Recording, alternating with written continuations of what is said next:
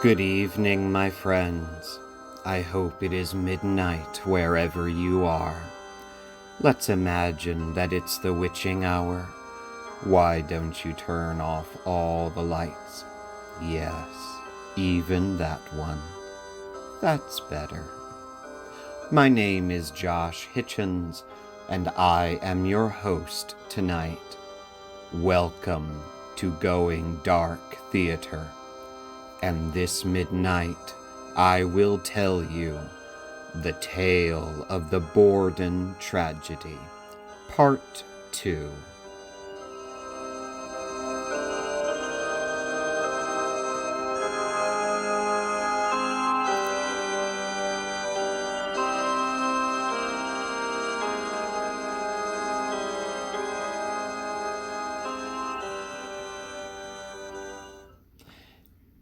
At 11 o'clock a.m. on August 4th, 1892, the Bordens' 25-year-old Irish maid, Bridget Sullivan, is laying on her bed upstairs, falling into a doze in the stifling summer heat.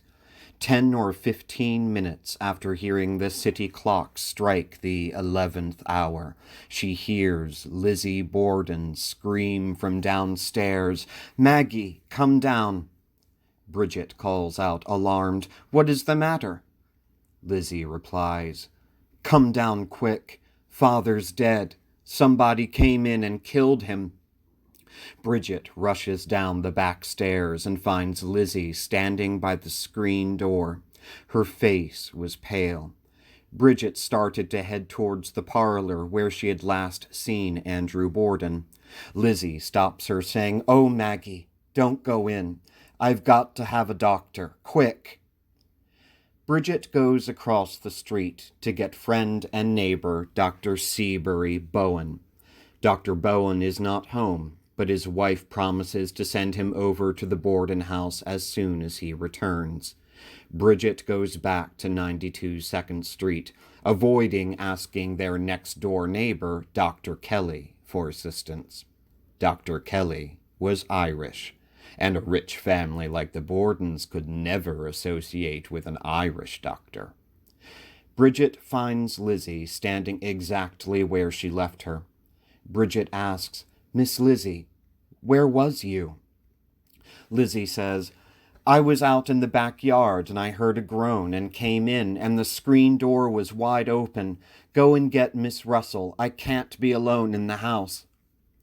Bridget runs off to fetch Lizzie and Emma's friend, Alice Russell, leaving Lizzie Borden alone in the house where someone had come in and killed her father just minutes before. Another neighbor, Miss Adelaide Churchill, is returning from the market when she witnesses Bridget Sullivan running down the street. She sees Lizzie Borden standing at the screen door and asks, "Lizzie, what is the matter?" She had to ask the question more than once before Lizzie finally answered her. "Oh, Mrs. Churchill, do come over. Someone has killed Father." Adelaide Churchill comes into the Borden house and finds Lizzie sitting on the bottom steps of the back staircase, looking pale and empty. She bends down and puts a comforting hand on Lizzie's shoulder. "Lizzie," she says. "Oh, Lizzie, where is your father, Lizzie?" Lizzie replies quietly, "In the sitting room." "Where were you when it happened?" Mrs. Churchill asks. "I went to the barn to get a piece of iron to make fishing sinkers. Then I heard a distressing noise." "Where is your mother?" "I don't know. She had a note to go and see somebody who is sick, but I don't know but what she is killed too, for I thought I heard her come in." A few minutes later, Dr. Seabury Bowen arrives at 92 2nd Street. Adelaide Churchill has sat Lizzie Borden down in a rocking chair in the kitchen because she began looking faint. Lizzie tells Dr. Bowen that her father is in the sitting room. Dr. Bowen enters the sitting room. Andrew Jackson Borden, 69 years old, is laying on the black sofa. His head is propped up on a cushion, his long legs resting on the floor, his boots still on. There was little left of his face. It had been brutally hacked at 10 or 11 times with an axe or a hatchet. One blow to the head would have been sufficient to kill him instantly. One of his eyes was sliced in half. The blood from his wounds was bright red and still running fresh. Some of it had stained the wallpaper above his head. Between the cushions, his long black Prince Albert coat had been wadded up to make more of a pillow for his head. Andrew Borden had settled down on the sofa for an afternoon nap, and he never woke up. He had been dead only a few minutes. Bridget Sullivan returns to the Borden house with Alice Russell just in time to hear Dr. Bowen say, "Murdered. He has been murdered." A few minutes later, the first policeman arrived. By a weird twist of fate, August 4th, 1892 was the day of the Fall River Police Force's annual clam bake at nearby Rocky Point, so only a skeleton staff was still actually in town at the time Andrew Borden's murder was discovered. A young policeman named Officer Allen was dispatched to 92 2nd Street. He took one look at Andrew Borden's still bleeding corpse and then left the house, saying he must put in his report.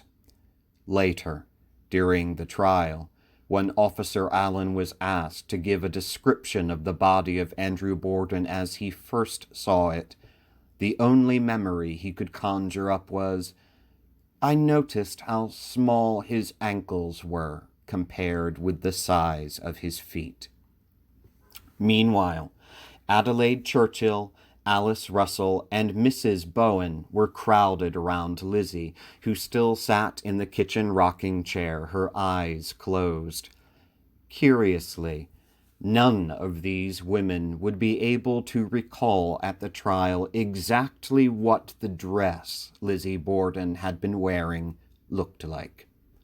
But Mrs. Bowen, before she departed the house, did notice something that stuck in her mind.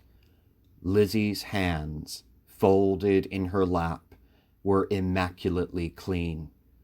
They were not the hands of someone who had been searching around a dusty and dirty barn for a piece of iron. Victoria Lincoln writes in her definitive book, A Private Disgrace, Lizzie Borden by Daylight, "Alice Russell did not notice what Lizzie wore. She was too anxious over Lizzie's condition. She did, however, see that the blouse had pulled loose from the skirt in front, as it does when a woman lifts her arms to comb her hair or reach something on a high shelf. She assumed that Lizzie had pulled it out in a first attempt to loosen her clothing, that instinctive gesture of a fainting woman in a tight-laced age. She began to loosen Lizzie's clothes still further and asked Mrs. Churchill to sponge Lizzie's forehead. Lizzie stopped both of them, saying, 'I am not faint.' Alice Russell asked Lizzie where she had been when her father was murdered. For the 4th time, Lizzie responded, again giving a slightly different answer to the question. This time, Lizzie said, 'I went to the barn to get a piece of iron or tin to fix my screen.' The coal stove in the kitchen was burning hot, and it was sweltering in the room. Alice Russell suggested that Lizzie lay down on the dining room sofa, which she did. Lizzie asked Dr. Bowen to send a telegram to her elder sister Emma at Fairhaven, but warned him to put it gently, as there was an old lady in the house who should not be alarmed. Dr. Bowen left to do just that. Lizzie, Bridget, Alice Russell and Adelaide Churchill were now alone in the house. Lizzie again brought up the fact that Abby Borden was still missing. Lizzie said to Bridget, "Maggie, I am almost positive I heard her coming in. Why don't you go upstairs and see?" Bridget Sullivan was understandably terrified. She said, "I am not going upstairs alone." Adelaide Churchill volunteered to go with Bridget. Slowly, very slowly, they climbed the narrow front staircase up to the second floor of the house. As they reached the top of the stairs, both women could see into the guest room. Looking at the space underneath the guest room bed, they could plainly see that on the other side of the bed, on the floor, face down, was the body of Abby Durfee Gray Borden, 64 years old, dead, with a mass of dark congealed blood surrounding her butchered head. They did not go into the guest room, but crept back downstairs, shaking with fear. Upon seeing their faces, Alice Russell asked, "Is there another?" Adelaide Churchill replied, "Yes, she is up there." The time is now 11:45 a.m. on August 4th, 1892. Abby and Andrew Borden have both been murdered in broad daylight inside their own home, while both Lizzie Borden and Bridget Sullivan were in the house.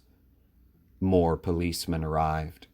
Then the medical examiner, Dr. William Dolan, arrived at the Borden house on 92 2nd Street. The investigation begins at this moment.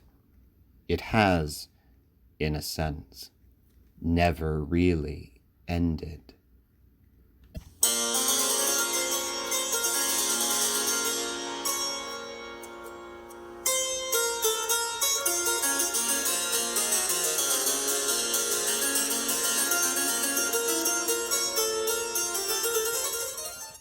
The medical examiner, William Dolan, concluded that Andrew Borden had been murdered at around 11 o'clock a.m. Abby Borden had never left the house. Based on the coagulation of her blood and the cooling of her body even in the stifling summer heat, he estimated that Abby had been killed at least 1 hour before Andrew, between 9:30 and 10 o'clock a.m. Andrew Borden had been struck from above while he slept. Abby Borden had been making the bed in the guest room on the second floor when her killer entered the room. The first blow of the murder weapon had been aimed at the back of her head, but instead struck the back of Abby's neck, cutting off a chunk of her scalp. The remaining 18 or so blows were directed at the back of Abby's skull. As Abby fell to the floor, Dr. Dolan believed her murderer had straddled the body, hacking again and again. There are photographs of the bodies of Abby and Andrew Borden as they were discovered. As always, I suggest viewing them with caution. Like the surviving photographs of the Whitechapel murder victims, looking at them makes you thankful for the age of black and white photography. Officer Michael Mullally asked Lizzie Borden if there were any hatchets in the house. Although she was later to deny it at the inquest, he said Lizzie answered, "Yes, they are everywhere." This was soon proven to be true. Officer Mullally accompanied the frightened Bridget Sullivan to the dark basement of 92 2nd Street. In the basement, Bridget showed the officer 2 hatchets. One of them had dried blood and hair on it, which was later forensically identified as being from a cow. In the damp fruit cellar, they found another one that was stained red with what later was identified as rust. Then Bridget remembered something that perhaps she shouldn't have. Concealed up in the basement's chimney, there was an old box. That box contained several dusty hatchets that had seemingly been long forgotten. However, one of the hatchets in that box was only a blade, its handle broken off and missing. Officer Mullally noted that the break of the wooden handle appeared to be very recent. The wood was still white at the breaking point. The hatchet head was covered in ashes, not dust, as the others in the box were, as if it had been recently washed and then covered with ashes in an attempt to make it look like the rest in the box. But it was not. And this is the blade that many suppose to have been the murder weapon that killed Abby and Andrew Borden, although it has never been absolutely proven to be the murder weapon. This mysterious hatchet head is today in the collection of the Fall River Historical Society, where you can go and see it for yourself if you like, if you dare.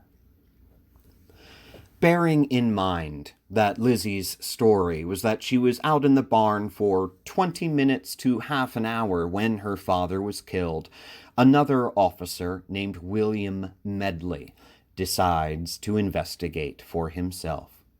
He goes into the barn in the Bordens' backyard, which is astonishingly hot on this August afternoon. Victoria Lincoln writes of this moment in her book, A Private Disgrace. It was a one-horse stable with room for a carriage, in other words, a two-car garage. Just inside the door, along with an old vise and some yard and carpentry tools and a hand water pump, was a smallish wooden box of assorted scrap, bits of broken metal, doorknobs, old locks, and a folded sheet of lead. Steep, ladder-like steps without rails ran up to the hayloft. The air in the loft was oven-like. Dust lay thick on the floor, on everything. 5 minutes in that place would leave you streaked with sweat and grime. The dust lay undisturbed. Neither feet or trailing skirts had crossed that floor for a long time. And Lizzie Borden, who said she spent 20 minutes to half an hour in this place while her father was being killed, was seen immediately afterward, sweat, dirt, and dust-free, her hands immaculate and clean. But if you've paid attention to what was in the barn, you might perhaps understand why Lizzie Borden never wavered in her testimony of having been there. Meanwhile, Assistant Marshal John Fleet of the Fall River Police questioned Lizzie, asking her when her father had come home. Lizzie answered that her father had come home between 10:45 and 11 o'clock a.m., which was not his custom. Andrew had come in after Bridget unlocked the front door, which was never locked during the day, and he had gone into the sitting room where he, quote, took out some papers. Lizzie saw that he was, quote, feeble, and I assisted him to lie down. Then she started ironing handkerchiefs in the kitchen, and then went out to look for iron in the barn. When John Fleet asked Lizzie Borden if she could think of anyone who might have murdered her father and mother, Lizzie sharply corrected him, saying with some deep-rooted anger, "She is not my mother, sir. She is my stepmother. My mother died when I was a child." A remark that would echo loudly through the time to come. No note written to Abby from a sick friend was ever found, and no one ever came forward saying they had written one. Likewise, the roll of papers Bridget observed Andrew carrying in his hands when he came into the house for the final time were never found. The fire in the kitchen stove burned hot that day. If you remember, Uncle John Morse, brother of Andrew Borden's first wife, Sarah, had been instructed by Andrew after breakfast on August 4th, 1892, to return to the house for lunch.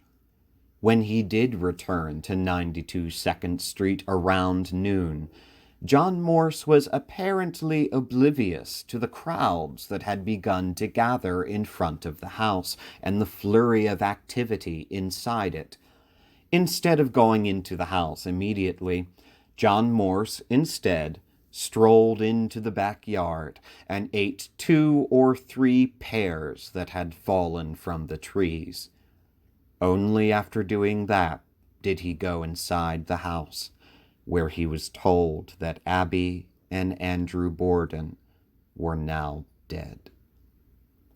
Curiously, Uncle John Morse remembered every detail of his morning away from the Borden home, even memorizing the number of the horse car that had taken him to visit his sister and niece nearby, as well as the number on the conductor's hat.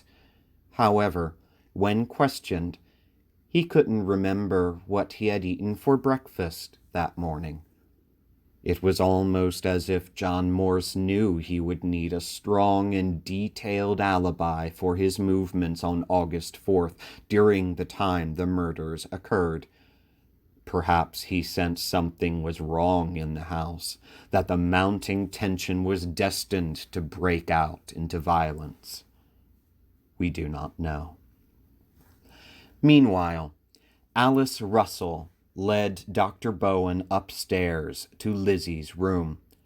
They found Lizzie coming out of Emma's tiny bedroom, which was connected to hers. Lizzie had changed out of the heavy silk dress she had been wearing and had put on a pink and white striped dress of a lighter material.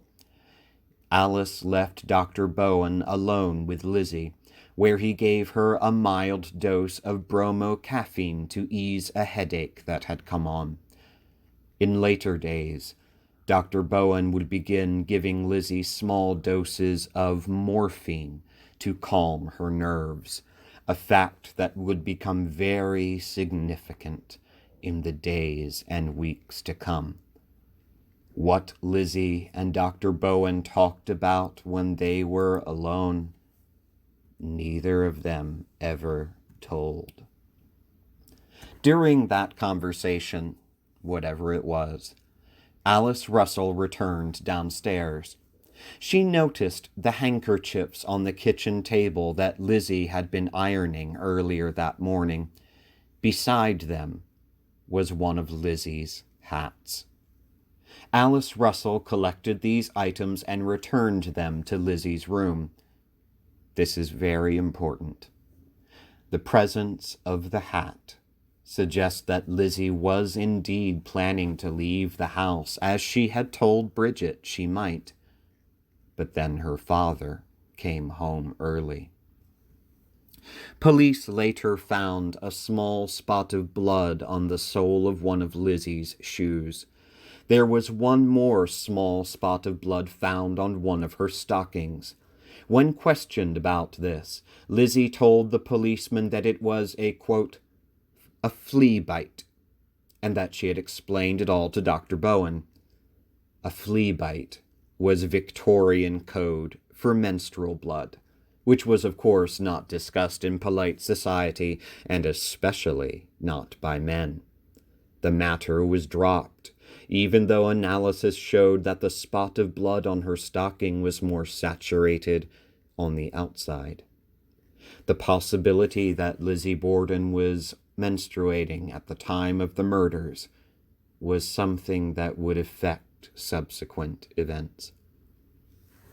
At 3:00 p.m., the bodies of Abby and Andrew Borden were laid side by side on the dining room table and autopsied, where just that morning the two of them had eaten their final meal. Remembering the talk about possible poisoning, Dr. William Dolan removed and tied off both of their stomachs and submitted them for testing. No evidence of poison was ever found. Even in the stifling summer heat, the autopsied corpses of Abby and Andrew Borden remained on the dining room table, covered in white bed sheets, until the undertaker arrived to collect them the following morning. After receiving the telegram at Fairhaven, Emma Borden did not take the first available train back home to Fall River. She did not take the second train, or the third, or the fourth. For reasons we do not know, Emma Borden did not return home until 6:00 p.m. Perhaps she too received the news and was fearful about what may have happened. Perhaps the telegram was written too vaguely, so she did not immediately suspect the worst. But, like John Morse taking his time in the garden to enter the house again, Emma's delay in returning raises many tantalizing, unanswerable questions as to why. Bridget was too afraid to sleep in the house that night. In fact, she never spent another night there. As darkness fell on the eventful day of August 4th, 1892, the inhabitants of the Borden house prepared for bed. Emma and Lizzie slept in their bedrooms. Alice Russell stayed the night in Abby and Andrew's bedroom. Uncle John Morse slept in the guest room where Abby had been murdered, her blood still on the floor and wall above where she had fallen. The bodies of Abby and Andrew remained sheeted on the dining room table. Officer Joseph Hyde was on duty guarding the Borden house from the outside that night.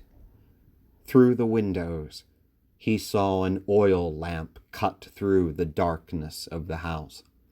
Lizzie Borden was coming downstairs, followed by Alice Russell. Lizzie was carrying her slop pail, a tall receptacle normally kept in the bedrooms, down to the basement.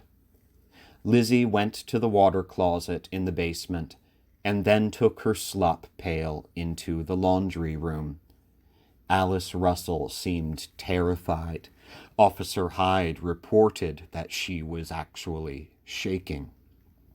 The reason being that Abby and Andrew Borden's blood-stained clothes were piled on the laundry room floor. Lizzie went to a sink and rinsed out her slop pail. Then Officer Hyde saw her stoop down and thrust something into the cupboard below the sink. He could not see what it was. Then Lizzie and Alice Russell both returned upstairs, leaving the Borden house once again in darkness. A little while later, Officer Hyde observed Lizzie Borden come back down the stairs with the lamp. This time she was alone. She went down to the basement again, and she bent over the sink. He could not tell what she was doing.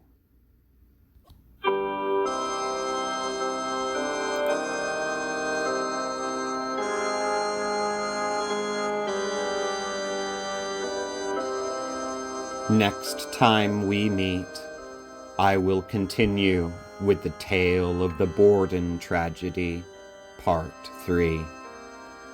If you enjoy the podcast, I encourage you to leave a rating and a review if the spirit moves you.